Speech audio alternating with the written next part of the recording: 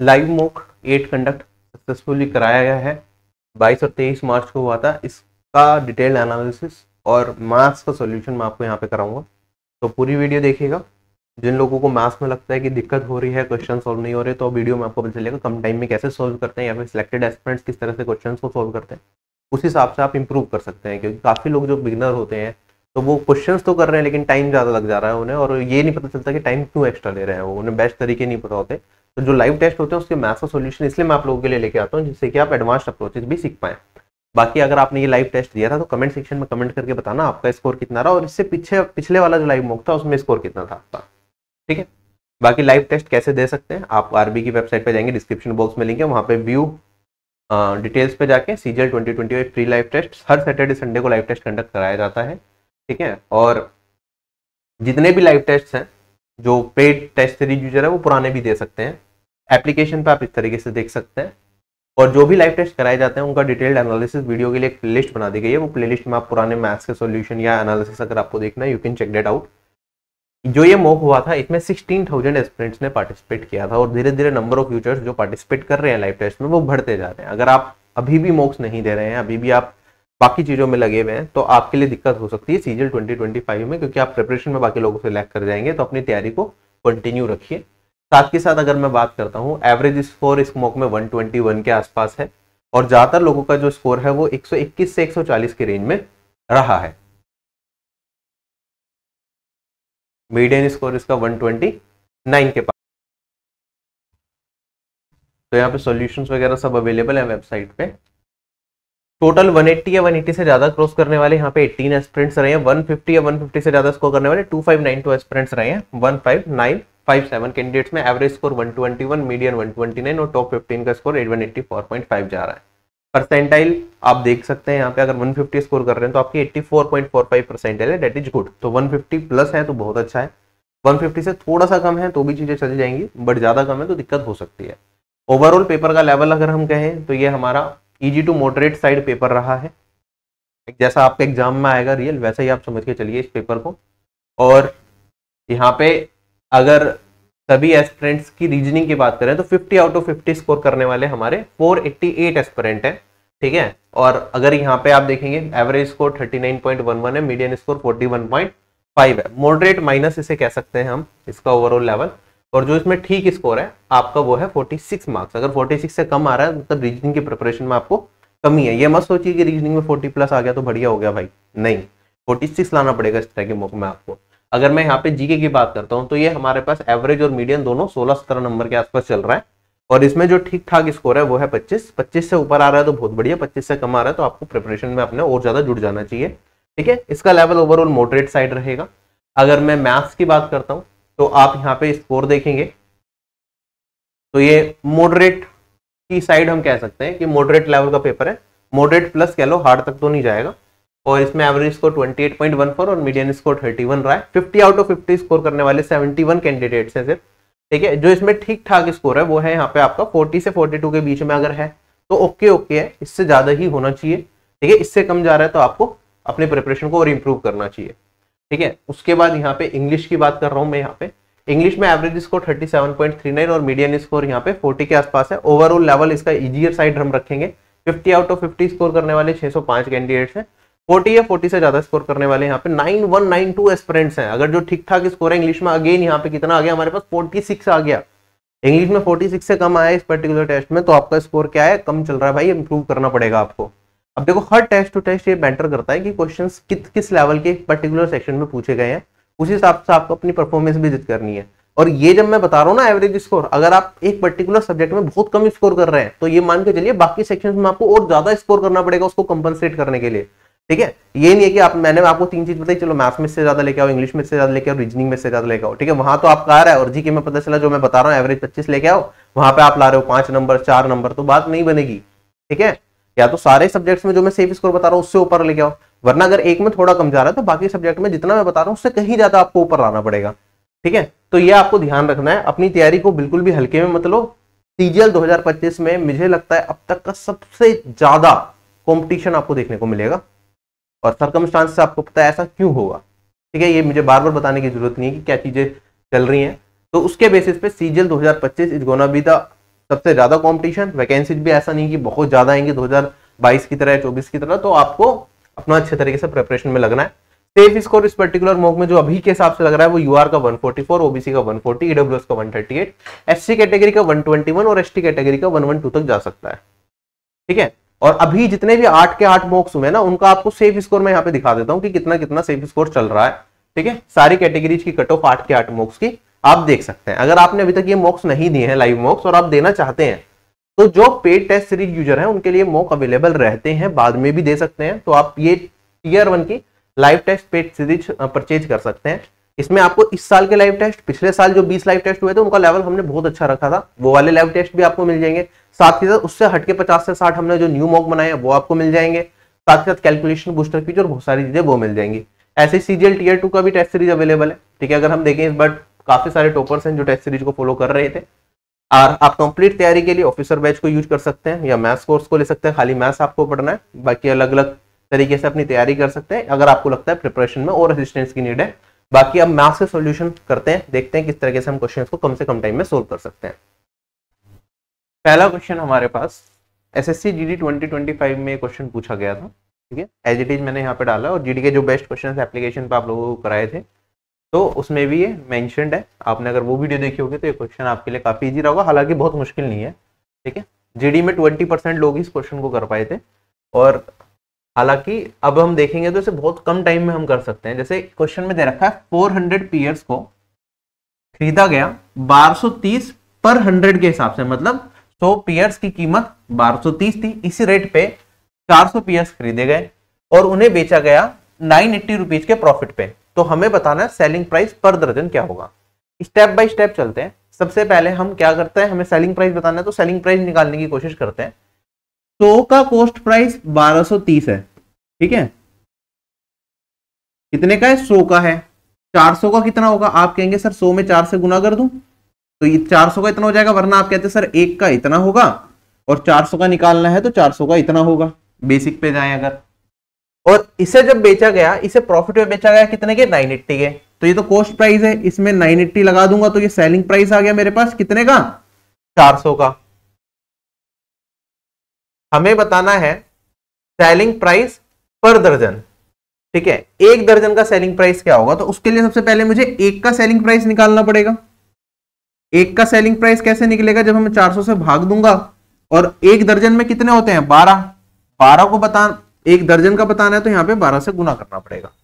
तो इस क्वेश्चन का जो बेसिक तरीका है करने का वो यही है कि हमें स्टेप बाय स्टेप चलना है। पहले 1230 हमारा टोटल 100 का कॉस्ट प्राइस दे रखा था तो एक का कॉस्ट प्राइस निकाला, फिर 400 का कॉस्ट प्राइस निकाला, फिर 400 का सेलिंग प्राइस निकाला, तो फिर एक का सेलिंग प्राइस मैंने निकाला और 12 का सेलिंग प्राइस एक दर्जन का बताना था तो 12 से गुना कर दिया और सोल्व करके हमारे पास इस क्वेश्चन का आंसर मिल जाएगा। क्या चीज हमें दिख रही है, चारों ऑप्शन इंटीजर वैल्यू में दिख रहे हैं। ये ऐसे हैं, आप कुछ बेसिक चीजें तो काट ही सकते हैं, जैसे ये 2 जीरो से 2 जीरो कटेंगी और यहाँ पे अगर मैं 4 से काट दूं तो ये 100 बचेगा और मेरे पास यहाँ पे बचेगा 3। तो मेरे को ये समझ में आ रहा है जो भी आंसर होगा वो 3 का मल्टीपल तो रहेगा और 3 का मल्टीपल आप चेक करने जाओगे तो ये भी 3 से कट रहा है, ये भी 3 से कट रहा है, ये 3 से नहीं कट रहा मेरा और ये भी 3 से नहीं कट रहा, तो आंसर इन दोनों में से आएगा।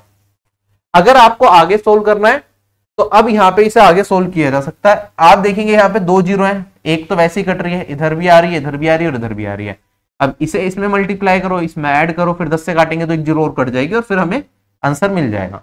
तो इसे 4 से गुना करूंगा 123 को, तो ये वाली वैल्यू आ गई मेरे पास 492, उसमें जोड़ देंगे 98 तो ये वाला मान मेरे पास बन जाएगा 590 और 10 से काट दूंगा तो ये बचेगा 59 और ये 3 इसमें मल्टीप्लाई कर देंगे तो ये वाली वैल्यू कितनी आ गई, 177 और इस क्वेश्चन का आंसर हो गया ऑप्शन नंबर ए। क्लियर सभी लोगों को। आगे बढ़ते हैं अगले सवाल के ऊपर। हम सेकंड क्वेश्चन में कहता है कि भाई इस टेबल के अंदर ना राम, मोहन और सत्यम श्याम के हिस्ट्री, ज्योग्राफी और बॉटनी के मार्क्स की परसेंटेज दे रखी है। ये क्या है, परसेंटेज, और मैक्सिमम कितना स्कोर कर रहे हैं वो यहाँ पे दे रखा है कि मैक्सिमम हिस्ट्री में 175 स्कोर किया जा सकता है, ज्योग्राफी में इतना और बॉटनी में इतना, मतलब इतने नंबर का पेपर है, उसमें परसेंटेज मार्क्स इन तीनों के कितने कितने हैं वो यहाँ पे टेबल में हमें दिखा रखा है। हमसे कहता है कि अगर आपको हिस्ट्री में पास होना है तो मिनिमम 105 नंबर लाने पड़ेंगे। तो हमें बता दो कितने स्टूडेंट्स पास हैं हिस्ट्री के अंदर। अच्छा, कैसे सोल्व करेंगे? एक तरीका तो ये कि भाई सबके मार्क्स निकाल लूं मैं इन तीनों के, फिर कंपेयर करूं कि 105 से ज्यादा है या नहीं। इसमें थोड़ा सा ज्यादा टाइम लगेगा। मैं ऐसा कर लेता हूं ना, परसेंटेज निकाल लेता हूं, क्योंकि यहाँ पे 3 लोगों का डेटा परसेंटेज में है। तो अगर मैं यहाँ पे परसेंटेज निकाल लूंगा कि कितने पासिंग परसेंटेज है, उससे मुझे डायरेक्टली पता चल जाएगा। आप कहेंगे सर कितना पासिंग मार्क्स है? 105। टोटल मार्क्स कितना है? 175, और इंटू में 100% कर दो। और ये भी 100% समझाने के लिए लिख रहा हूं, वरना लिखने की जरूरत नहीं पड़ती। आप देखेंगे 35 से काटूंगा तो 3, और यहाँ पे आ गया 5। 3/5 कितना होता है? 60% होता है। कितने लोगों की 60% से ज्यादा है? हमारे पास एक ये है बस, बाकी ये दोनों क्या हो जाएंगे? फेल हो जाएंगे। 60% से कम वाले हैं। तो कितने स्टूडेंट पास करेंगे हिस्ट्री में? सिर्फ एक स्टूडेंट पास करेगा। क्वेश्चन खत्म हो गया मेरा। अगला सवाल हमारे पास कहता है डिफरेंस बता दो सिंपल इंटरेस्ट और कंपाउंड इंटरेस्ट में 8,000 रुपए पे 2/5 ईयर्स के लिए 10% पर एनम की ब्याज दर से अगर इंटरेस्ट कंपाउंड किया जाता है ईयरली। तो सिंपल इंटरेस्ट में तो किसी भी पैटर्न पे जा रहा हो हमारा सेम ही रहता है। कंपाउंड इंटरेस्ट जब हम देखते हैं तो हमें ये देखना होता है ईयरली बेसिस पे हो रहा है, 6 मंथली बेसिस पे हो रहा है, 8 मंथली बेसिस पे हो रहा है, एंड ओल्ड डेट। तो अब इसका अगर हमें वैल्यू निकालनी है तो हम कैसे करेंगे? इफेक्टिव से निकाल लेंगे। आप कहेंगे अगर मेरे को सिंपल इंटरेस्ट निकालना है तो प्रिंसिपल को तो हम हमेशा 100% मानते हैं, तो ब्याज निकाल लो। आपके पास टाइम कितना है? 2/5। सिंप्लीफाई करूंगा तो मेरे पास ये 10 और 2 12/5 आ जाएगा। ये टाइम आ गया। रेट ऑफ इंटरेस्ट कितना है? 10%। तो सिंपल इंटरेस्ट कितना बन जाएगा मेरे पास? 12 × 2 24%। ये तो आ गया मेरा सिंपल इंटरेस्ट। कंपाउंड इंटरेस्ट की अगर हम बात करेंगे तो आप यहां पे देखेंगे कि भाई 2/5 है, तो पहले साल तो 10% का ब्याज एडिटिव मिलेगा, दूसरे साल भी 10% का मिलेगा, और जब मैं तीसरे साल की बात करूंगा तो अब टाइम 2/5 हो गया। तो 2/5 इंटू में 10, ये वाली वैल्यू कितनी आ जाएगी मेरे पास? 4%।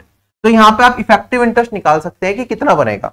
अब 2 के पेयर में तो हमें पता है कंपाउंड इंटरेस्ट में 10-10 का लेते हैं, तो इफेक्टिव कितना बनता है? 21% बनता है। a + b + ab divided by 100 वाला फॉर्मूला लगा देते हैं ना हम इफेक्टिव रेट निकालने के लिए। और अब 21 बचा और 4 बचा, इन दोनों में सेम फॉर्मूले को हम अप्लाई करेंगे, a + b + ab divided by 100। तो आप कहेंगे 21 + 4 दैट इज 25।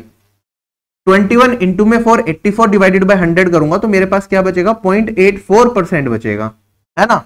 अब इन दोनों का डिफरेंस अगर मैं निकालूं तो ये आया 1.84%, और इसी का मान बताना है। अगर 100% इसके बराबर है 88,000 के, तो 1% 80 के बराबर, और 1.84% 1.84 इंटू में 80 के बराबर हो जाएगा। सोल्व करके आप अपना आंसर बता सकते हैं। आप कहेंगे सर एक जीरो हटाएगा तो पॉइंट यहां से हटके यहां आ जाएगा, और ये जीरो हट गई। 8 4 32, यूनिट डिजिट आएगी 2, किसमें आ रही है? ऑप्शन नंबर ए में। तो यही करेक्ट हो सकता है मेरा। बाकी आप पूरा करना चाहें तो पूरा भी कर सकते हैं। 144 और 3 147, यही मेरा इस क्वेश्चन का आंसर आएगा। क्लियर? और ये चीजें मैंने पेन चलाई, लेकिन एग्जाम में ये सारा काम ओरली किया जा सकता है, आपको पेन वगैरह चलाने की जरूरत नहीं पड़ती। आपने देखा सिंपल इंटरेस्ट आया 24, कंपाउंड इंटरेस्ट में आपको 21 और 4 का करना था, मन मन में 25.84 आ जाता, 1.84। आप एक ये वैल्यू लिखते, एक ये वैल्यू लिखते, और डायरेक्टली फिर यहां से करके अपना आंसर निकाल लेते एग्जाम में, और उसके बाद यूनिट डिजिट से। ठीक है, आप हैबिट बनाओ अपनी, जब भी मॉक दे रहे हो विदाउट पेन जितना ज्यादा से ज्यादा कर पाओगे ना, उतनी ज्यादा स्पीड आपकी बढ़ेगी। अब देखो यहाँ पे हमें क्या दे रखा है, एक सवाल, बढ़िया सवाल दे दिया ये। एक तो इतना बड़ा सा डेटा है, उसके बाद क्वेश्चन है, फिर सोल्व करना है। पहले तो इस तरह की चीजों को देख के लास्ट के लिए छोड़ो। बाकी फिर भी अगर मैं देखूं तो यहाँ पे क्या दे रखा है हमारे पास, फिर से कुछ स्टूडेंट्स दे रखे हैं, उनके मार्क्स दे रखे हैं, सब्जेक्ट्स दे रखे हैं, उनके मैक्सिमम मार्क्स और परसेंटेज में स्टूडेंट ने कितना स्कोर करा एक पर्टिकुलर सब्जेक्ट में, ये डेटा हमें दे रखा है। ठीक है, ये डीआई आपने कितनी बार देखा होगा प्रीवियस ईयर पेपर में, सेम डीआई पे कई बार सवाल बन चुके हैं। अब इसमें क्या आता है कि अगर एक ऐसा स्टूडेंट रहता जिसके हर सब्जेक्ट में 6 के 6 जो सब्जेक्ट हैं उसमें मैक्सिमम स्कोर होता, तो ओवरऑल उसका कितना परसेंट बनता। तो हमें एक हाइपोथेटिकल सिचुएशन लेके चलनी है जहां पे एक बच्चा ऐसा है जिसके हर सब्जेक्ट में जो भी मैक्सिमम स्कोर कर रहा है ना बच्चा, उसके जितने नंबर बन रहे हैं। जैसे कि अगर मैं बात करूं मैथ्स है, मैथ्स में मैक्सिमम कितना परसेंट मार्क्स बन रहा है? 100%। केमिस्ट्री में मैक्सिमम कितना परसेंट नंबर बन रहा है? यहाँ पे 80%। फिजिक्स में मैक्सिमम कितना बन रहा है? यहाँ पे आपके पास 85%, 90% बन रहा है। ठीक है, कहीं गलती हो तो देख लेना। ज्योग्राफी में कितना बन रहा है? मैक्सिमम 95% तक जा रहा है। हिस्ट्री में मैक्सिमम कितना परसेंट मार्क्स बन रहा है? आपका 90 तक जा रहा है। और कंप्यूटर साइंस में भी आपका 90 तक जा रहा है। तो हमें बताना है कि भाई इसका ओवरऑल वो बच्चा जो सब में मैक्सिमम स्कोर करता है उसका परसेंटेज कितना बनता है। 4 ऑप्शन दे रखे हैं। तो पहली चीज तो इतना निकालना डिफिकल्ट, उसके बाद एक एक करके कंप्यूटेशन अब मार्क्स निकालने पड़ेंगे कि मार्क्स टोटल कितने बने, वो डिफिकल्ट, और उसके बाद परसेंटेज बताना वो डिफिकल्ट।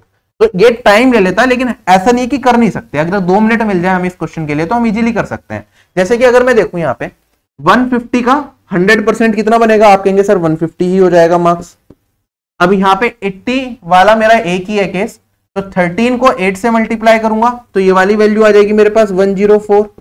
फिर आगे बढ़ते हैं, 90 वाले मेरे को 3 दिख रहे हैं, ठीक है, तो एक काम करते हैं, इन तीनों का सम कर लेते हैं। 120 जमा 60 जमा 40, 220 हो गया। 220 का अगर 90% निकालूंगा तो 0.9 से मल्टीप्लाई करना है 22 को, तो ये वाली वैल्यू आ जाएगी 198। और आखिरी मेरे पास क्या बचा है यहाँ पे 95, और 100 का 95% निकालूंगा तो ये 95 आ गया। तो टोटल स्कोर इस बच्चे का इतना बनेगा। मैक्सिमम स्कोर कितना है, 150, 280, 400, 500, 600 इंटू में 100%। ये मेरे को बताना है कि ये भाई ये वाली वैल्यू क्या निकल के आएगी। हालांकि ऑप्शंस बहुत ज्यादा क्लोज थे, इसलिए मैंने डायरेक्टली ऑप्शन से नहीं किया। अगर ऑप्शंस बहुत ज्यादा दूरी पे होते, जैसे कि मैं यहाँ पे देखूं, तो मेरे को एक चीज समझ में आ रही है। देखो मिनिमम कितना जा रहा है हमारा 80 और मैक्सिमम कितना जा रहा है 100, तो जो रेंज होगी ना वो होगी 80 to 100। तो 80 to 100% के बीच में उसका स्कोर हो सकता है, उससे ज्यादा नहीं कर सकता। अगर हम ऑप्शन ऐसे डाल देते कि 80 to 100 के बीच में एक ही ऑप्शन होता तो वही आंसर बन जाता, आपको कैलकुलेट नहीं करना पड़ता। लेकिन हमने ऑप्शन भी थोड़े क्लोज रखे हैं जिससे कि आपको कैलकुलेशन भी करनी पड़े, तभी आपकी स्पीड भी थोड़ी बनेगी। अगर मैं इन सब का सम करता हूं तो ये वाली वैल्यू मेरे पास 293,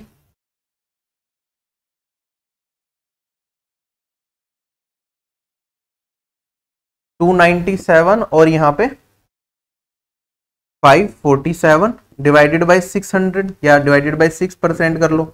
अब हमारा ये कटेगा तो है नहीं डायरेक्टली 6 से, तो ये कितना जा रहा है 91 1/6। ये मेरा इस क्वेश्चन का आंसर आएगा, ऑप्शन नंबर ये लास्ट में करने वाले सवालों में से एक क्वेश्चन था।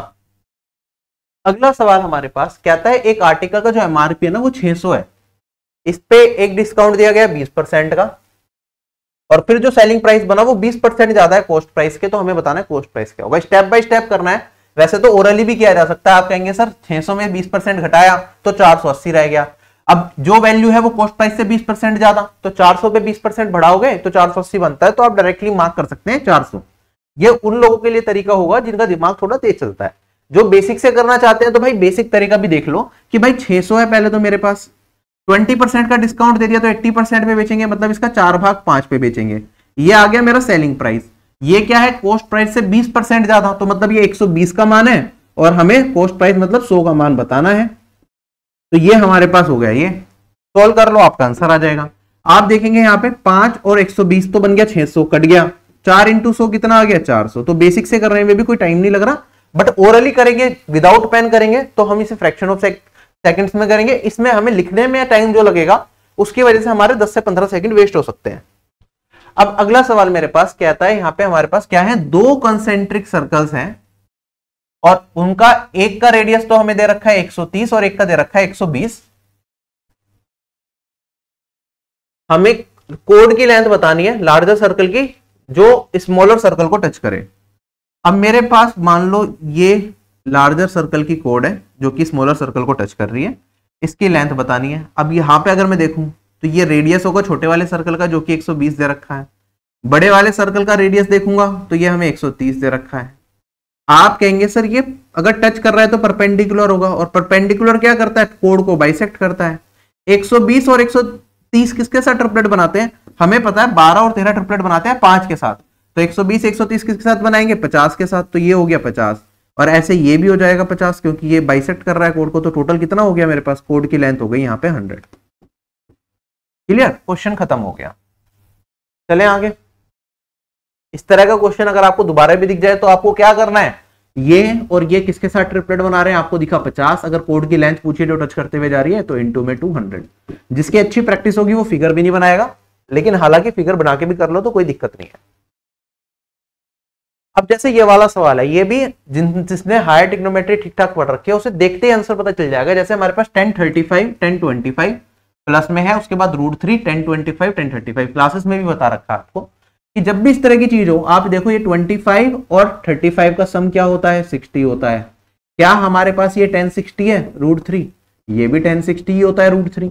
तो हमारे पास जब ऐसा रिजल्ट बनता है तो इसका आंसर क्या होगा, या तो √3 कह लो या फिर 1060 कह लो। प्रीवियस ईयर में सवाल भी आ रखे हैं और ये ट्रिक भी मैंने आपको क्लासेस में याद करा रखी है, ठीक है। फिर भी मैं दोबारा लिख देता हूं फॉर्मूला, आपका कैसे बना वो भी करने को हम कर सकते हैं, वरना देखा भी जा सकता है। तो इस क्वेश्चन का हालांकि जो आंसर है इसे देखते मेरे को समझ में आ रहा है, ये वाली वैल्यू 1060 भी होगी, √3 भी होगी, क्योंकि दोनों एक ही बात है, तो बोथ बी एंड सी होगा आंसर। कैसे करेंगे, अगर मैं बात करता हूं आपसे यहाँ पे 10a + b का अगर मैं फॉर्मूला लगा दूं, ठीक है, तो 35 और 25 ये तो आपको दिख रहा है, ये क्या होगा 10a + 10b divided by 1 - 10a 10b, यही पढ़ते हैं हम। और आप देखेंगे अगर मैं इसे मल्टीप्लाई कर दूं यहाँ पे क्रॉस मल्टीप्लाई, तो 10a + b इधर आया और ये माइनस वाला मल्टीप्लाई होगा 10a 10b इंटू में 10a + b, ये माइनस में है तो इधर जाके माइनस में अगर मैं लिखूं तो 10a + b और इंटू में 10a 10b, ये किसके बराबर हो गया 10a + 10b के। और अगर मैं इक्वल्स टू का साइन हटा दूं तो ये माइनस वाला उधर लेके जाना पड़ेगा, अगर माइनस वाला उधर लेके जाना है तो ये तो प्लस का एज इट इज है, और ये माइनस वाला उधर ले जाऊंगा तो प्लस का बन जाएगा और इक्वल्स टू आ जाएगा यहाँ पे। क्या ये फॉर्मूला आपको दिख गया? तो मैंने कहा कि अगर 10a + 10b, ठीक है, प्लस 10a 10b इंटू में 10a + b दे रखा हो तो किसके बराबर होता है 10a + b के बराबर होता है। ये फॉर्मूला होता है जो आपको याद रख लेना चाहिए इस फॉर्म में भी, क्योंकि बहुत बार सवाल पूछे जाते हैं। तो मेरे पास यहां पे अगर मैं देखूं this plus this into this, और इंटू में क्या है इन दोनों का सम कर दूं 10 25 + 35 दैट इज 1060, जो कि √3 की फॉर्म में दे रखा है। तो ये किसके बराबर होगा 1060 के बराबर ही होगा, जो कि √3। तो डायरेक्टली आप अपना आंसर मार्क कर सकते हैं। अच्छा, इसी तरीके का अगर मैं एक क्वेश्चन आप लोगों के लिए बनाने की कोशिश करूं तो कुछ ऐसा भी एग्जामिनर आपसे पूछ सकता है 1035 + 10 से 10 प्लस 10 35 10 10, इसका मान क्या होगा? ऐसा सवाल आ रखा है आपके एग्जाम में, तो आप बता सकते हैं कि इजीली कमेंट सेक्शन में कमेंट करके बताइएगा कि इस क्वेश्चन का हमारे पास क्या आंसर आएगा।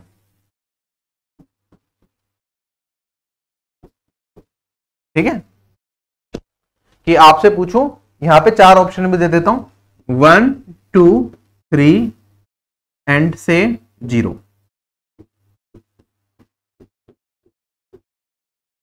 अगला क्वेश्चन हमारे पास, क्वेश्चन में क्या दे रखा है, यहाँ पे 2016 से लेके 2020 तक का डेटा दे रखा है। यहाँ पे हमारे पास 3 एग्जाम सेंटर्स हैं P, Q एंड R, उसमें कितने लोग टोटल जिनका एग्जाम शेड्यूल किया गया वो दे रखा है, और कितने प्रेजेंट हुए वो डेटा दे रखा है। ठीक है, समझ में आ गया। 3 एग्जाम सेंटर है P, Q, R, 2016 से 2020 तक एग्जाम होता है, कितने टोटल एग्जाम बच्चों को शेड्यूल किया गया और कितने प्रेजेंट हुए, शेड्यूल प्रेजेंट, ये डेटा दे रखा है। हमसे क्वेश्चन में कहता है कौन से साल में जो नंबर ऑफ एब्सेंटीज हैं वो सेकंड हाईएस्ट है in total of the 3 centre, तीनों सेंटर के मिला के कौन सा ईयर ऐसा है जिसमें जो एब्सेंटीज है वो सेकंड हाईएस्ट है, हाईएस्ट नहीं पूछे सेकंड हाईएस्ट। तो वो हम कैसे निकालेंगे? अब देखो एब्सेंटीज निकालने का तरीका क्या है कि टोटल में से प्रेजेंट को घटाओगे तो आपको एब्सेंटीज मिलेंगे, आपको ये मैनुअली करना पड़ेगा। हमारे पास यहाँ पे 4 ऑप्शन दे रखे हैं 2019, 18, 17 और 20, तो हमें 19, 18, 17 और 20 दे रखा है, तो 2016 तो देखने की जरूरत ही नहीं है, तो ऑप्शन पर थोड़ा सा दिमाग लगा लो कि इसका मेरे को इंडिविजुअल निकालने की जरूरत नहीं, इन चारों में से ही सेकंड हाईएस्ट कहीं ना कहीं आ रहा होगा। हाँ, हालांकि हमें इसका भी देखना पड़ेगा 16 का भी, क्योंकि सेकंड हाईएस्ट पूछा, अगर हाईएस्ट पूछता तो देखना नहीं पड़ता सेकंड हाईएस्ट, क्यों? क्योंकि आप पता 2016 का हाईएस्ट हो और सेकंड हाईएस्ट फिर बन जाए, तो हमें पांचों का ही चेक करना पड़ेगा इसके अंदर। और एब्सेंटीज निकालने के लिए टोटल में से इसे घटाऊंगा वैल्यू आएगी, इसमें से इसे घटाऊंगा और इसमें से इसे घटाऊंगा वैल्यू मिलेगी, उनका सम करूंगा तब टोटल मिलेगा कितने एब्सेंटीज हुए। 5 सालों का निकालना पड़ेगा, फिर सेकंड हाईएस्ट बताना है, टाइम कंज्यूमिंग है। तो इस तरह के क्वेश्चन भी अगर आपको लंबा लगता है या डीआई के आपको अगर ऐसा लगता है कि टेबुलर फॉर्मेट में थोड़ा मुश्किल पूछ रहा है, तो आप लास्ट के लिए छोड़ सकते हैं। अगर आप कर ही रहे हैं साथ के साथ तो कर लेते हैं। देखो यहां पे मेरे पास कितना बचा, 3 बचा, ये मेरे पास कितना बचा, यहाँ पे 11 बचा, और यहाँ पे वैल्यू कितनी बची 5, तो 16 और 3 19, ठीक है, इतने एब्सेंट हो गए। 5 और 20 25 और 5 30, यहां पे कितना हुआ मेरे पास 4 24 34, ठीक है, 2018 में। फास्ट करनी ये चीजें, 11 और 12 23 और 8 31 और यहां पे 11 14 25 और 5 30। अब सेकंड हाईएस्ट हमसे पूछा है, तो हाईएस्ट तो भाई ये चला गया 34 और सेकंड हाईएस्ट आया मेरे पास 31 2 जो कि 2019 में आ रहा है, तो ये मेरा आंसर करेक्ट हो जाएगा।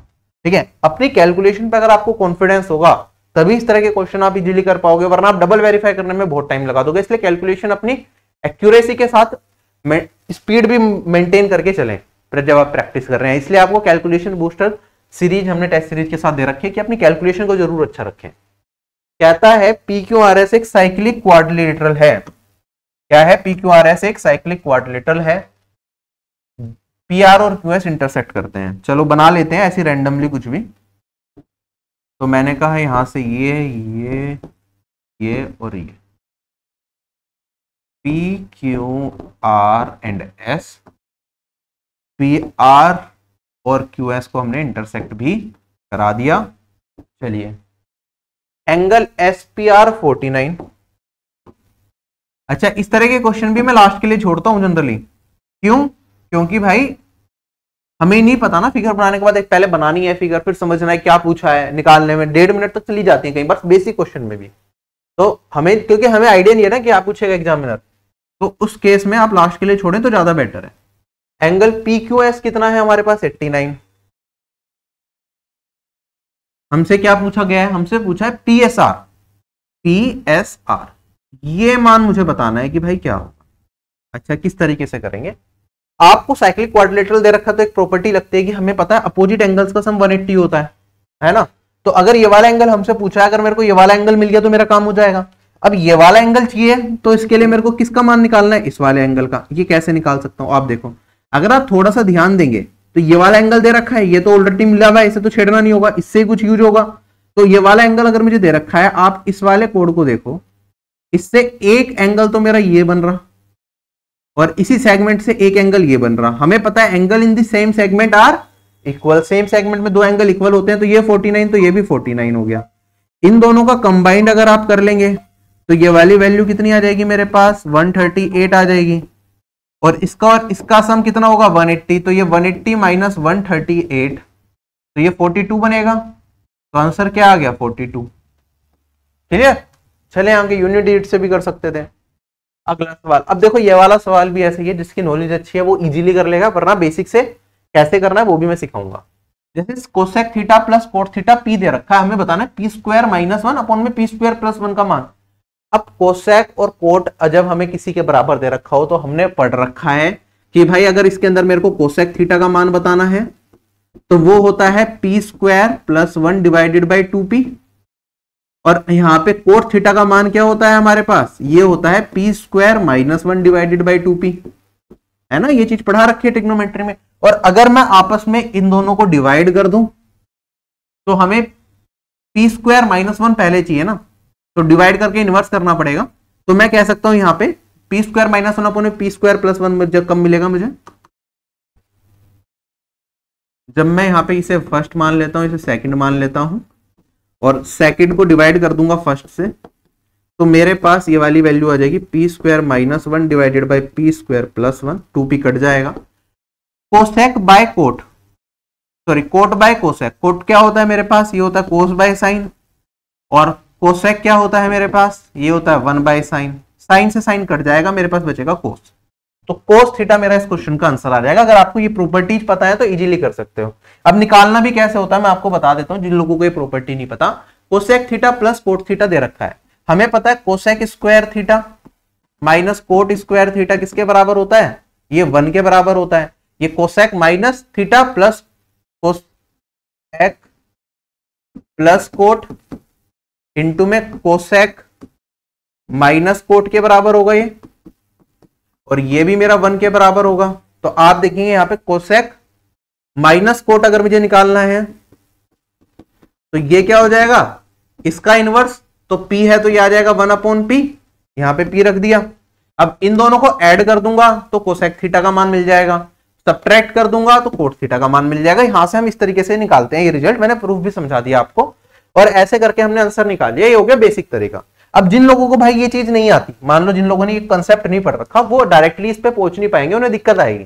तो या तो आप ये कर सकते हैं कि भाई थीटा का मान अपनी मर्जी से कुछ भी एज्यूम कर लो और अपना आंसर निकाल लो। क्या करो, थीटा का मान आप अपनी मर्जी से कुछ भी रखो, 30, 45, 60 जो भी आपको सही लगता है, और उसके बाद अपना यहाँ पे 4 ऑप्शन से चेक करके आप निकाल लो।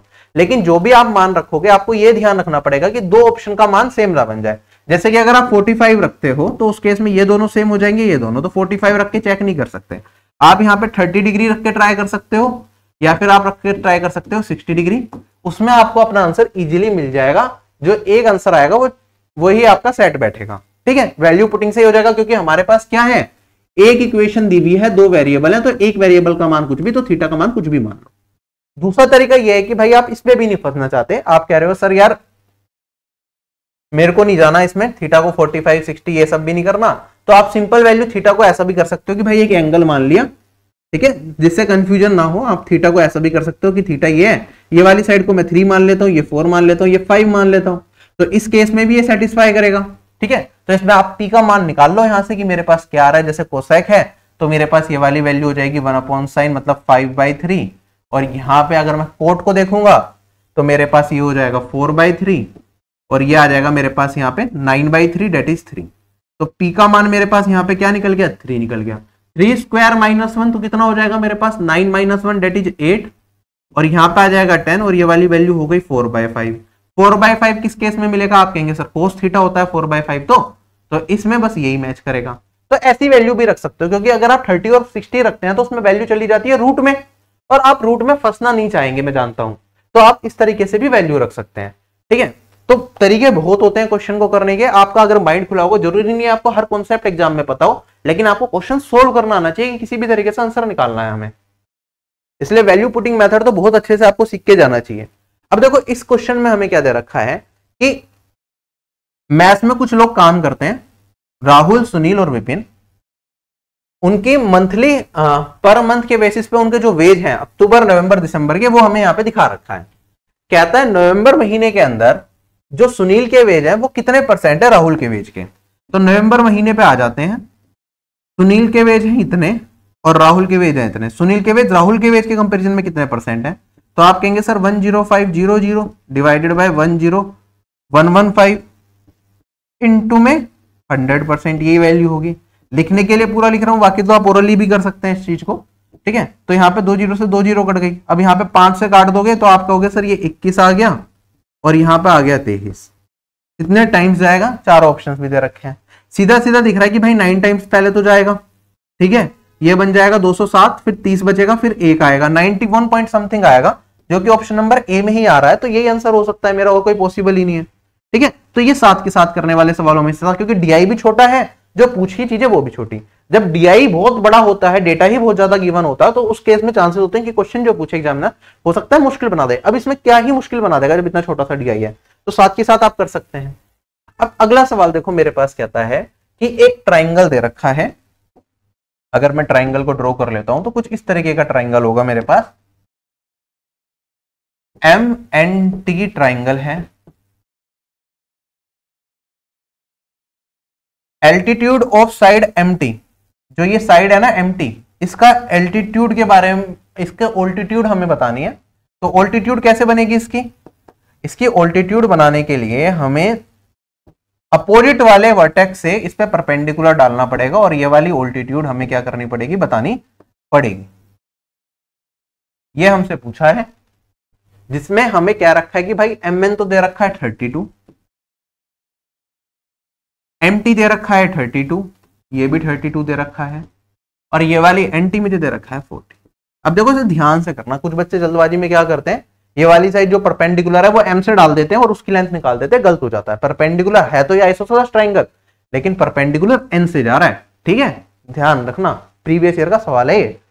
आपका आप कैसे सोल्व करेंगे अगर इससे करना होगा, आप कहेंगे सर हमने एरिया के 2 फॉर्मूले पढ़े हैं, एक तो होता है half into base into height, एक होता है हीरोन्स फॉर्मूले से। तीनों साइड दे रखे हैं तो हीरोन्स फॉर्मूले से एरिया निकल जाएगा। और ये वाली अगर मेरे को हाइट बतानी है तो हाफ इंटू बेस ये मान लूंगा और हाइट ये मान लूंगा।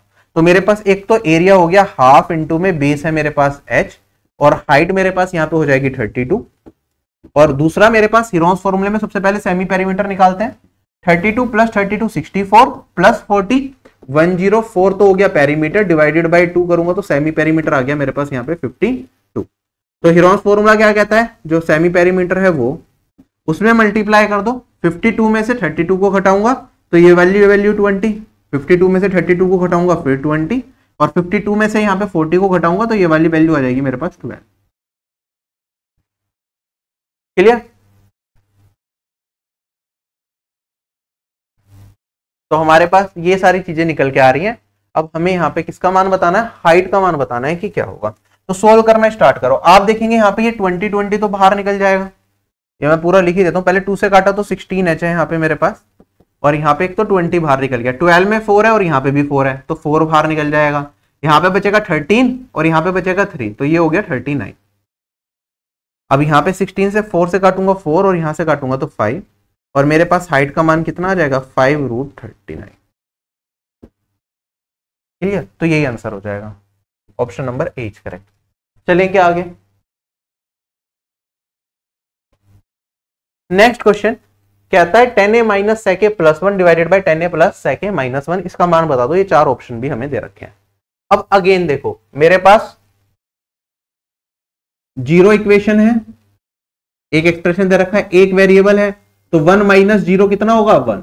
वेरिएबल का मान कुछ भी मान लो अपनी मर्जी से, ए का मान, और 4 ऑप्शन में चेक कर लो कि किसे सेटिस्फाई कर रहा है वो निकाल लो। बस ये ध्यान रखना जो भी वेरिएबल मानोगे 2 ऑप्शन सेम ना आ जाए। अगर 2 ऑप्शन सेम आ गए तो आप फिर फंस जाओगे ना उस केस में, क्योंकि 2 ऑप्शन अगर जैसे मान लो आपने एक को रख दिया 45 तो यहाँ पे क्या होगा साइन और कोस बराबर बन जाएंगे, तो उस केस में ये वाला ऑप्शन और ये वाला ऑप्शन सेम हो जाएगा और ये वाला सेम हो जाएगा। तो हम तो ये चाहेंगे नहीं ना, तो ए को 45 मत रखना, आप चाहो तो 30 रख सकते हो, 60 रख सकते हो, या कोई और वैल्यू जो आपके दिमाग पे बन रही हो आप वो भी ट्राई कर सकते हो। एज लॉन्ग एज जो भी ऑप्शन है वो ऑप्शन में डिनोमिनेटर बाय 0 वाली फॉर्म ना चली जाए हमारी, बाकी आप सारे काम कर सकते हो। जैसे अगर ए को आप 0 कर दोगे तो ये तो 0 बन जाएगा, ये 1 बन जाएगा, 1 माइनस 1 0, तो आप 0 भी नहीं रख सकते, डिनोमिनेटर में 0 आ जाएगा तो अनडिफाइंड हो जाएगा, तो आप 0 डिग्री नहीं रख सकते और 45 नहीं रख सकते। एक तरीका तो ये है। अब इसके अलावा भी आप कुछ और रखना चाहो तो आप, जैसे मैंने बताया कि 3/4 वाला केस भी आसान रहता है कि आप थीटा को यहाँ पे क्या कर दो, ये 3, ये 4 और ये 5 इस तरीके से रख दो, यहाँ पे पुट कर दो, 4 ऑप्शन में चेक कर लो, तब भी आप ट्राई कर सकते हो। लेकिन देखो दिक्कत क्या है ना, यहाँ पे आपको इसे थोड़ा सा सिंप्लीफाई करना पड़ेगा, क्योंकि अगर आप एक एक वैल्यू रख के रखोगे तो बहुत लंबा चला जाएगा रिफ्रैक्शन में। जब भी आपको क्लासेस में भी बता रखा है, हमारे पास 1 प्लस साइन बाय कोस क्या होता है, आप 1 by cos plus sign by cos करोगे तो 1 बाय कोस होता है सेक थीटा, और ये वाली वैल्यू मेरे पास क्या हो जाएगी, साइन बाय कोस होता है 10, तो ये आपका इसके बराबर आता है। ऐसे ये मेरे पास सेक माइनस 10 हो जाएगा, ये वाली वैल्यू मेरे पास क्या हो जाएगी, कोसेक प्लस कोट, और ये वाली वैल्यू क्या बनेगी, ये बनेगी कोसेक माइनस कोट। तो ये चीजें आपको पता होनी चाहिए कि ये रिजल्ट बनते हैं, तो अब फिर भी आपके लिए वैल्यू पुट करना आसान होगा। तो इस तरीके से आपको आंसर मिल ही जाएगा 100% श्योरिटी के साथ कि एक ही मैच करेगा और आपका आंसर आ गया। ठीक, तो आप इस तरीके से कर सकते हैं जिन लोगों को बेसिक से दिक्कत लग रही है इस क्वेश्चन को करने में। बाकी बेसिक तरीका ज्यादा आसान है, वो मैं बता देता हूं आपको, क्योंकि प्रीवियस ईयर का क्वेश्चन है ये भी, वरना ये तरीका आप लेके चल सकते हो। देखो इसमें हमें क्या दे रखा है, 10 प्लस सेक माइनस 1 दे रखा है नीचे, और ऊपर दे रखा है 10 माइनस सेक प्लस 1। अगर हम इसे ध्यान से देखें तो 10 और सेक की फॉर्म में चल रहा है, तो 10 को मैं टी मान लेता हूं और सेक को मैं एस मान लेता हूं, और यहां पे भी चीजें 10 सेक कोसेक कोट में ही है तो उसमें रख लेते हैं अभी माइनस 1 को मैं क्या ऐसा लिख सकता हूं, 10 स्क्वायर माइनस सेक स्क्वायर लिख सकते हैं ना, यही तो 1 होता है, और यहां पे 10 प्लस सेक माइनस 1। अगर आप ध्यान से देखेंगे इसे ब्रेक कर सकते हैं, तो सेक प्लस 10 और सेक माइनस 10 ये मेरे पास निकल के आएगा। ठीक है,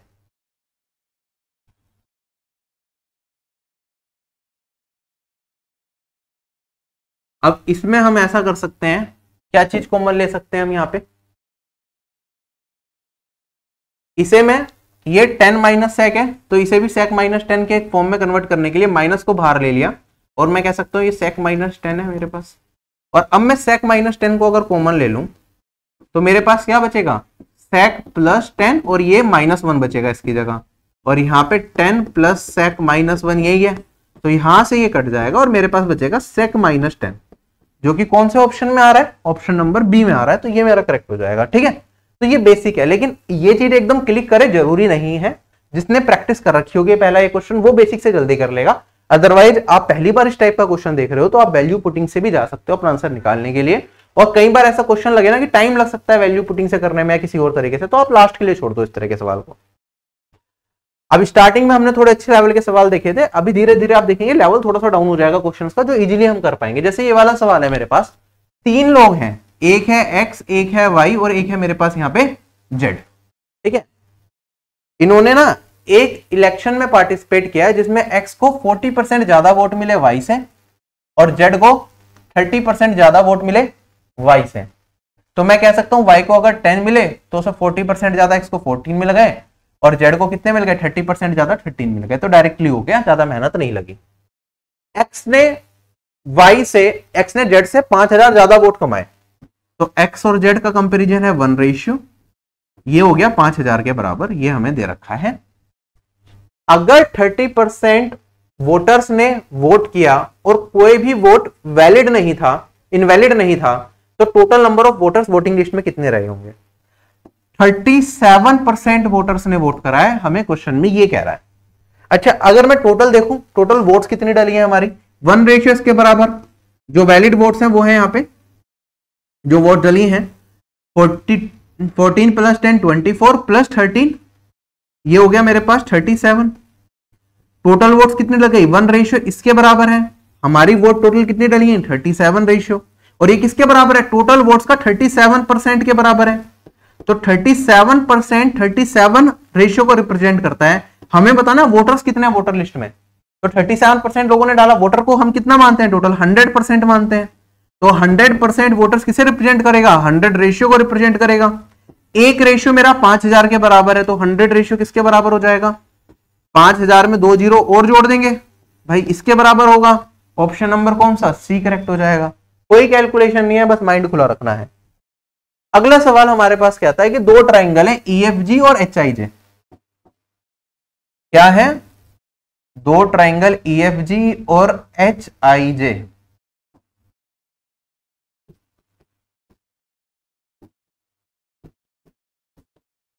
इसमें कहता है एंगल E मेरा बराबर है किसके, एंगल H के बराबर है, एंगल F बराबर है एंगल I के, और 3 ऑफ साइड EF बराबर है HI के। तो HI X है,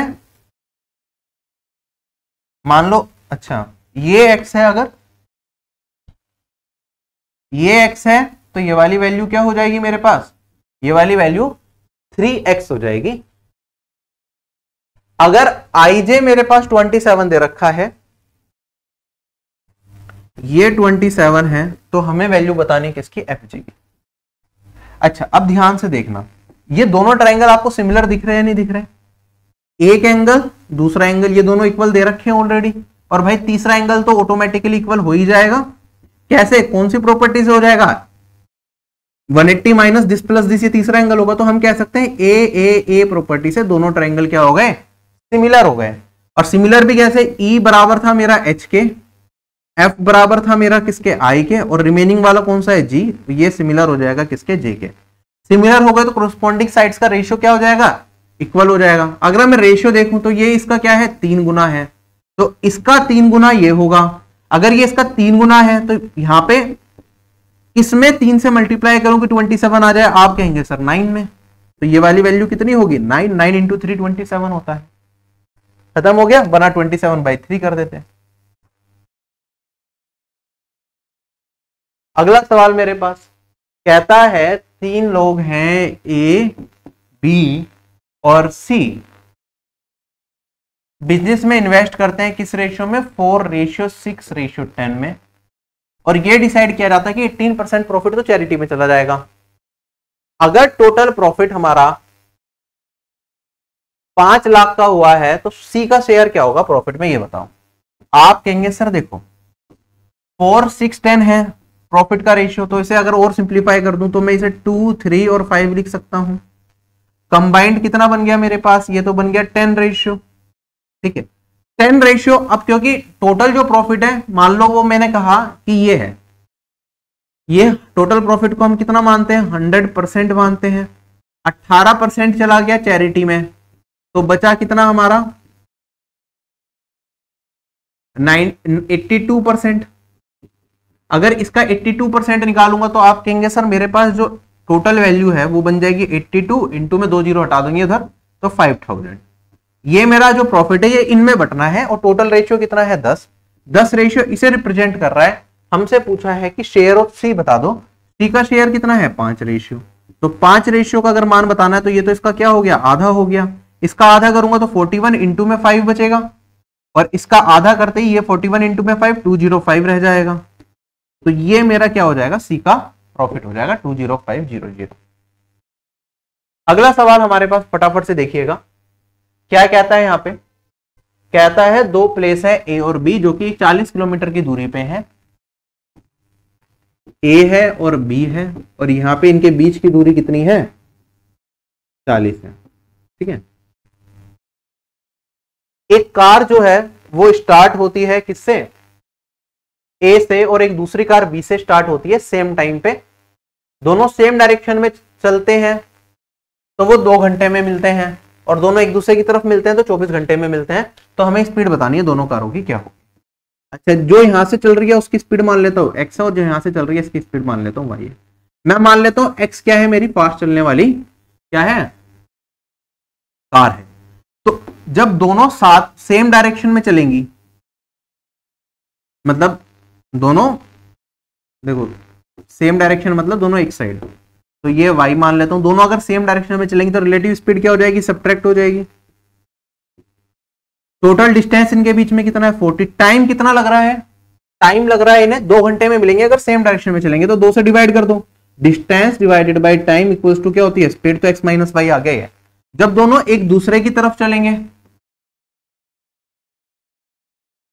तो उस केस में 24 मिनट लग रहे हैं, एक दूसरे की तरफ चलेंगे तो रिलेटिव स्पीड ऐड हो जाएगी। डिस्टेंस तो अब भी इतना ही है लेकिन टाइम कितना हो गया 24 मिनट।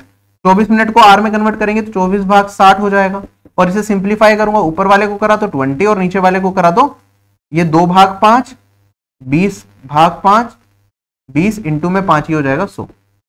अब मेरा काम खत्म हो गया भाई, दोनों की स्पीड मेरे को बतानी है ना, दोनों को सम कर दूंगा तो 2x आएगा जो 120 बन गया तो x आ गया 120/2 डेट इज 60। और अगर एक 60 है दोनों का सम 100 है तो दूसरा क्या हो जाएगा 40 हो जाएगा। तो 60 और 40 मेरा इस क्वेश्चन का आंसर है। ठीक है, अगला सवाल हमारे पास सिंप्लीफिकेशन का है। 0.98 का क्यूब माइनस में 0.008 फिर 0.98 का स्क्वायर प्लस 0.196 प्लस 0.04। कोई भी समझदार बच्चा होगा ना वो उसे देखते ही आंसर मार्क कर देगा कि भाई मेरे पास यहाँ पे a cube minus B cube divided by A square plus B square plus A भी दे रखा है और ये किसके बराबर होता है ए प्लस बी, ए माइनस बी के बराबर होता है।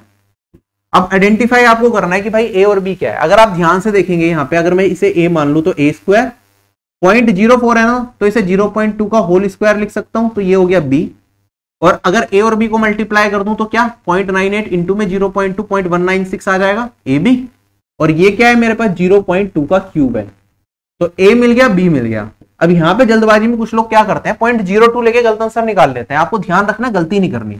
मेरे पास यहाँ पे 0.98 है ए और इसमें से 0.2 को घटाऊंगा ना तो 0.78 बचेगा मेरे पास। आप में से कुछ बच्चों ने मुझे उम्मीद है कि गलती से अभी 0.96 भी करा होगा जो कि गलत आंसर होगा। 0.78 सही आंसर है इस क्वेश्चन का। तो सोच समझ के सवाल बनाया गया था। अब देखो ये क्वेश्चन पूछ लिया कि एवरेज बता दो squares of first 40 natural numbers.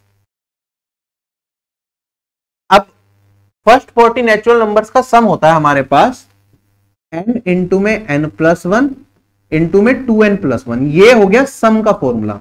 और अगर एवरेज बताना है तो n से और डिवाइड कर देंगे। ठीक है, तो अगर सॉरी जो फॉर्मूला होता है सम का वो होता है डिवाइडेड बाय 6 और अगर एवरेज बताना है तो यहां पे हम n से और डिवाइड कर देंगे तो ये आ जाएगा हमारे पास average of n natural numbers, average of square of n natural numbers. और यहां पे अगर मैं सोल्व करूंगा n की जगह मैंने रख दिया 40, पहले तो n से n काट दो, यहां पे बचेगा 40 + 1 41 81 डिवाइडेड बाय यहां पे आ गया 6। आप देखेंगे यहाँ पे 3 से काट सकते हैं हम तो ये 27 है और यहाँ पे मेरे पास बचेगा 2 27 वन जा 27, 2 कैरी फॉरवर्ड हो जाएगा और 27 इंटू में 4 108 110 डिवाइडेड बाई 2, ये वाली वैल्यू 553.5। ये मेरा इस क्वेश्चन का आंसर आ जाएगा। ठीक है, सिंपल था। अगले सवाल पे चलते हैं हम। यहां पे हमें दे रखा है X square plus Y square का मान 135, एक्स वाई का मान 45, तो हमें इसका पॉजिटिव वैल्यू बतानी है।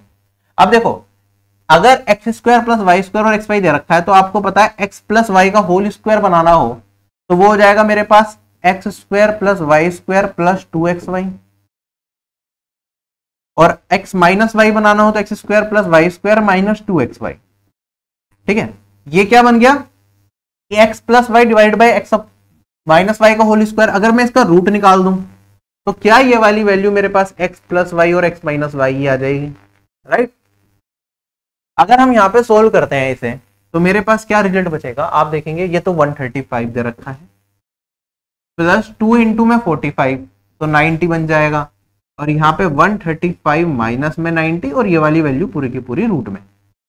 अगर आप देखना चाहें तो यहाँ पे इजीली आपको कुछ कटता हुआ भी दिखेगा कि ये भाई सारा का सारा ना मेरा 45 से कट रहा है।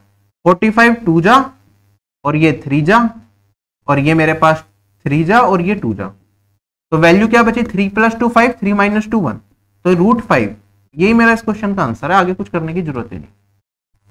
ठीक, अब इसमें कुछ बच्चे कोशिश करते हैं कि एक्स और वाई का मान निकाल लो, भाई कौन सी वैल्यू पे सेटिस्फाई कर रहा है। आप कोशिश कर सकते हैं, लेकिन it can be bit calculative, और हो सकता है एक्स और वाई की कोई इंटीजर वैल्यू आपके ना निकल गए जिसपे सेटिस्फाई करे। जब आपको दिख रहा है डायरेक्टली फॉर्मूले से आंसर बन रहा है तो इजीली कर लो ना, उससे ज्यादा दिमाग लगाना क्यों है इसके अंदर। अब जैसे ये वाला सिंप्लीफिकेशन का सवाल है, ये तो काफी ज्यादा इजी है। ठीक है, जैसे 66/2 33 हो गया मेरे पास, फिर प्लस में 8a हो गया, फिर माइनस में 96 डिवाइडेड बाई 4 24 हो गया, प्लस 24 इक्वल्स टू 10 दे दिया हमें। यहां से ये कट गया 33, उधर माइनस का 23, और a का मान -23/8। ठीक है, ऑप्शन नंबर बी करेक्ट हो गया। अगला सवाल हमारे पास कहता है एक रेक्टेंगुलर पीस ऑफ पेपर है जिसकी लंबाई हमें दे रखी है 100 और इसकी विड्थ दे रखी है हमें 44। एक सिलेंडर बनाना है, इसे रोल करके अलोंग इट्स ब्रेथ की साइड इसे रोल करके हमें क्या बनाना है, एक सिलेंडर बनाना है। तो हमें बताना है वॉल्यूम क्या होगी। जब मैं इसे सिलेंडर बनाऊंगा ना, क्या अलोंग इट्स ब्रेथ लिखा है ना, रोल करना है, तो ब्रेथ रोल करेंगे तो हम इस तरीके से ब्रेथ मेरी ये बन जाएगी, मतलब जो ब्रेथ की लेंथ है ना, ये सरकमफ्रेंस बन जाएगा इसका 44, लेंथ रह जाएगी 100। हमें बताना है कि वॉल्यूम क्या होगी। अरे भाई, जब आपको यहाँ पे सरकमफ्रेंस क्या होता है 2πr, जब ये वाली वैल्यू हमें 44 दे रखी हो तो हमें पता है रेडियस का मान क्या आता है, 7 आता है। ये चीज आपको पढ़ा रखी है, वरना सोल्व करके भी आप निकाल लो। और अगर ये दे रखा है तो जब रेडियस 7 होता है तो एरिया क्या होता है इसका, सर्कल का एरिया ऑफ बेस होता है 154, और ये एरिया ये हो गया, और इसमें लेंथ क्या है मेरे पास 100, इसको मल्टीप्लाई कर दूंगा, एरिया ऑफ बेस इंटू में हाइट होता है वॉल्यूम, तो ये वाली वैल्यू आ जाएगी मेरे पास 15400। विदाउट पेन करने वाला सवाल था ये, हालांकि फॉर्मूला लगाने में फंसे रहो तो फंसे रहो, लेकिन अगर चीजें सही से आपने पढ़ रखी है तो ये चीजें आपकी ओरली होनी चाहिए। विदाउट पेन ये क्वेश्चन आप 10 सेकंड में कर सकते थे। चलता हूं आगे। ठीक है, एरिया ऑफ बेस क्या होता है πr², ये तो फॉर्मूला पढ़ते हैं आप सिलेंडर के वॉल्यूम का, वही मैंने लगा दिया यहाँ पे। अगला सवाल हमारे पास x + 1/x को भाई 4 दे रखा है और इसका मान बता दो क्या होगा। ठीक है, आपको पता है जब भी इस तरह का सवाल होगा तो इसे मॉडिफाई करना पड़ेगा कुछ इस फॉर्म में। तो अब मेरे पास यहाँ पे क्यूब है और यहाँ पे x है, मेरे को x², अगर x को कॉमन ले लूं दोनों जगह, ऊपर कॉमन ले लिया तो ये x³ का x² बचेगा और नीचे 1/x² आ जाएगा ना। ठीक है, बेसिकली हमने क्या करा, यहाँ पे भी x से मल्टीप्लाई, यहाँ पे भी, तो ये कॉमन ले लिया तो x² + 1/x²।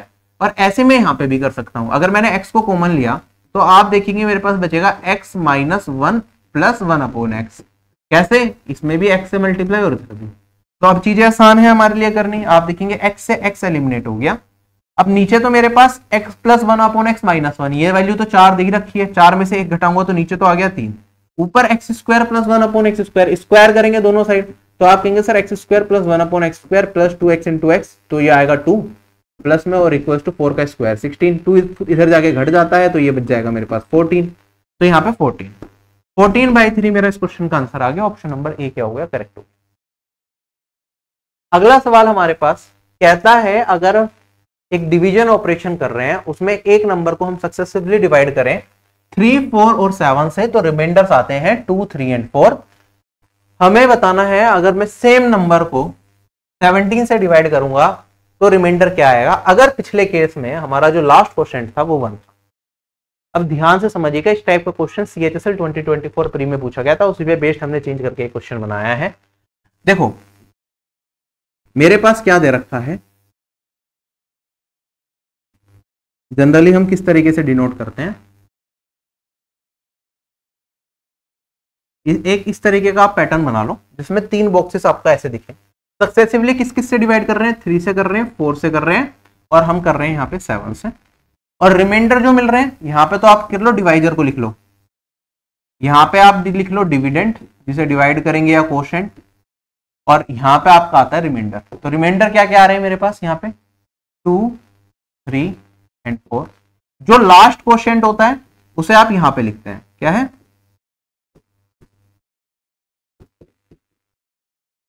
अब हम कैसे सोल्व करेंगे, अब हमें स्टेप बाय स्टेप जाना है अपना डिवाइजर निकालने के लिए। डिविडेंड, अगर मेरा लास्ट क्वेश्चन ये है, आपको पता है डिविडेंड क्या होता है, डिविडेंड होता है divisor into quotient plus remainder, यही रिजल्ट यूज करना है। तो अगर कोशेंट मेरे पास 1 है, देखो डिवाइजर इनटू कोशेंट प्लस में रिमाइंडर, ये करेंगे अगर हम, तो 7 इंटू 1 प्लस 4 ये कितना आ गया 11। ठीक है, इससे फर्स्ट स्टेज का डिविडेंड ये हो गया। अब आगे हमारे पास ये क्या हो रहा होगा, ये कोशेंट रहा होगा, तब जाके हम दोबारा सक्सेसिवली डिवाइड करते हैं। तो इस केस में अब क्या होगा, ये मेरा कोशेंट बन गया, ये मेरा डिवाइजर बन गया, और ये मेरा क्या बन गया, रिमाइंडर बन गया। तो 4 इंटू 11 प्लस 3, तो ये वाली वैल्यू क्या बनेगी 44 प्लस 3 डेट इज 47। फिर यहां पे इंटू और यहां पे प्लस, तो ये वाली वैल्यू 141 प्लस 2 डेट इज 140। ये मेरा आ गया क्या, ये वाली वैल्यू बनी मेरी लास्ट डिविडेंड। अब देखो डिविडेंड आप चाहो तो डबल वेरीफाई कर लो कि कुछ गलती ना करियो। 143 को मैंने 3 से डिवाइड किया, कितने टाइम्स आएगा 47 टाइम्स आएगा, कोशेंट आया, रिमाइंडर बचा 2। रिमाइंडर को डिस्कार्ड करा, जो कोशेंट बचता है उसे अगले डिवाइजर से डिवाइड करते हैं, फिर जो कोशेंट बचता है उसे अगले डिवाइजर से, और यहाँ पे मेरे पास क्या आता है फाइनल कोशेंट, और यहाँ पे फाइनल रिमाइंडर। इस तरीके से चीजें चलती हैं। इन्हें हम बोलते हैं सक्सेसिव रिमाइंडर्स, और ये हम बोलते हैं सक्सेसिव डिवाइजर्स, और ये बनता है मेरा लास्ट में सबसे ऊपर आता है डिविडेंड, और बाकी स्टेजेस में आता है कोशेंट। तो ये 143 बचा। अब 143 को अगर मैं डिवाइड करता हूं किससे, 17 से, तो हमें रिमाइंडर बताना है। आप कहेंगे सर 17 से 136 कट जाता है मेरा, तो रिमाइंडर कितना बचेगा 7 बचेगा, और यही मेरा इस क्वेश्चन का आंसर है। चलें आगे। अगला सवाल हमारे पास कहता है अनीता और प्रिया मिलके एक काम को 30 दिन में कंप्लीट कर सकती हैं। प्रिया और नेहा मिलके सेम काम को 45 डेज में कंप्लीट कर सकती हैं। अनीता और नेहा मिलके सेम काम को 60 डेज में कंप्लीट कर सकती हैं। कितने दिन में अनीता अकेले काम को कंप्लीट कर देगी। ठीक है, 4 ऑप्शन दे रखे हैं। अच्छा, इस तरीके के क्वेश्चन में एक ट्रिक बता देता हूं। जैसे अनीता और नेहा मिलके 60 दिन में कर रही है, अनीता और प्रिया मिलके 30 दिन में, तो अनीता जब किसी का साथ ले रही है तो उसे मिनिमम कितना टाइम लग रहा है, 60 दिन लग रहे हैं। तो जो मेरा आंसर होगा ना वो 60 से तो ज्यादा ही होगा। हालांकि 4 ऑप्शन 60 से ज्यादा है, लेकिन फिर भी कई बार ऑप्शन ऐसे अगर बना दे तो कई बार डायरेक्टली भी हो जाता है। तो सबसे पहले जब भी टाइम दे रखा हो तो टोटल वर्क हम इन तीनों का एलसीएम मान लिया करते हैं, और अगर आप एलसीएम भी देखेंगे तो मेरे पास क्या बनेगी वैल्यू, 30 और 45 का तो 90 बन जाएगा, 90 और 60 का बन जाएगा 180। ठीक है, तो इसकी efficiency total work divided by time, तो एफिशिएंसी हो जाएगी मेरे पास 6, 180 बाय 30 करके, यहाँ पे आ जाएगा 4 और यहाँ पे वैल्यू आ जाएगी 3। सारे साथ मिलके काम करेंगे तो अब देखो 13, ये किसका है, ए भी 2 बार आ रहा है, पी भी 2 बार और एन भी 2 बार, तो ट्वाइस ए प्लस पी प्लस एन की एफिशिएंसी तो इतनी बन गई। 2 से डिवाइड कर दूंगा तो मेरे पास यहाँ पे ए पी और एन की बन जाएगी 13/2। अब हमें किसकी चाहिए, हमें चाहिए अनीता की। तो इसमें से अगर मैं किसमें से, इसमें से ये वाली वैल्यू को घटा दूं, क्या घटा दूं, ये वाली वैल्यू को घटा दूं, तो मेरे पास क्या मान मिल जाएगा। आप कहेंगे सर अनीता की बचेगी, 13/2 में से 4 को घटाया तो ये 5/2 बचेगा। ये आ गई अनीता की एफिशिएंसी। तो अनीता को कितना टाइम लगेगा, 180 डिवाइडेड बाय 5/2, तो ये 5 से काटूंगा 36 इंटू में 2, ये आ जाएगा 72। तो अनीता की एफिशिएंसी कितनी हो गई, सॉरी अनीता को कितना टाइम लगेगा अकेले काम को करने में, 72 डेज। तो this marks the end of this class. I hope ये सेशन आपको अच्छा लगा होगा, मैथ्स के क्वेश्चंस करने का तरीका आपको समझ में आया होगा और आपने देखा होगा कैसे हम थोड़ा टाइम बचा सकते हैं एग्जाम में क्वेश्चंस के अंदर।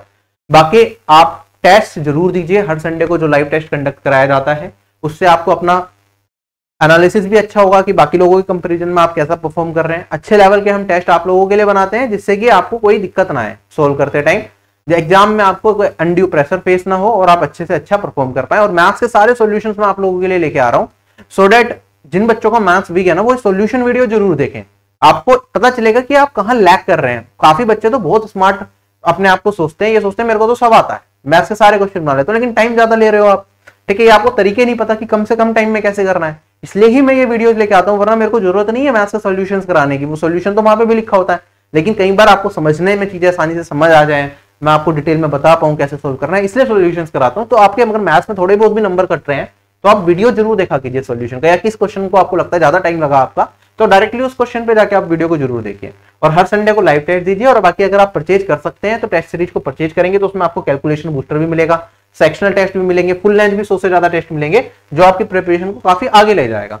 बाकी साथ के साथ कंप्लीट तैयारी के लिए अगर आप जुड़ना चाहते हैं, आपको लगता है कि यार मैथ्स आपको पूरे अच्छे से पढ़ना है, डिटेल में जीके अच्छे से पढ़ना है, रीजनिंग अच्छे से प्रॉपर नोट्स के साथ, तो आप ऑफिसर बैच ज्वाइन कर सकते हैं, क्योंकि इसमें हर सब्जेक्ट की सारी क्लासेस आपको रिकॉर्डेड फॉर्म में मिल जाएगी। जैसे ही आप ज्वाइन करेंगे सारी क्लासेस का एक्सेस मिल जाएगा, सारे नोट्स मिल जाएंगे, तो आप अपनी प्रिपरेशन को बहुत कम टाइम में कर सकते हैं, ठीक है। और सारा रेलिवेंट कंटेंट होगा एसएससी एग्जाम्स को ध्यान में रखते हुए, लेटेस्ट एग्जाम के क्वेश्चंस कवर्ड होंगे, पीडीएफ मिल जाएंगी सारी चैप्टर वाइज आपको लेटेस्ट एग्जाम्स की प्रैक्टिस के लिए, और भी बहुत सारे अलग से हमने टेस्ट बना रखे होते हैं पेड कोर्स यूजर के लिए, उनका एक्सेस मिल जाएगा जो कि आपकी प्रिपरेशन को नेक्स्ट लेवल पे ले जाएगा, तो वो आप कर सकते हैं। और खाली अगर आपको लगता है मैथ्स पढ़ना है तो मैथ्स का कोर्स भी ले सकते हैं, इसके साथ भी हमने टियर 1 की टेस्ट सीरीज फ्री रखी हुई है, ठीक है। बाकी आप लोगों से अभी यही बता लेता हूं, बस ये कहूंगा कि अपनी प्रिपरेशन अच्छे से करो, बिल्कुल भी रुको मत, भटको मत मल्टीपल सोर्सेज के चक्कर में, क्योंकि जितना ज्यादा भटकोगे उतना आपका टाइम चला जाएगा। 1000-2000 कोर्स की कीमत कुछ नहीं होती, लेकिन अगर हम बात करें जो आपका टाइम चला गया ना एक बार, वो वापस नहीं आने वाला, तो टाइम अपना बचाइए, अच्छे तरीके से प्रिपेयर कीजिए, एक सोर्स पकड़िए तैयारी का, उससे अपनी कंप्लीट प्रिपरेशन को कीजिए, ठीक है। और उसके बाद जितना हो सके ज्यादा से ज्यादा टेस्ट लगाइए। आप लोगों से अलविदा लेता हूं, टेक केयर एंड जय हिंद।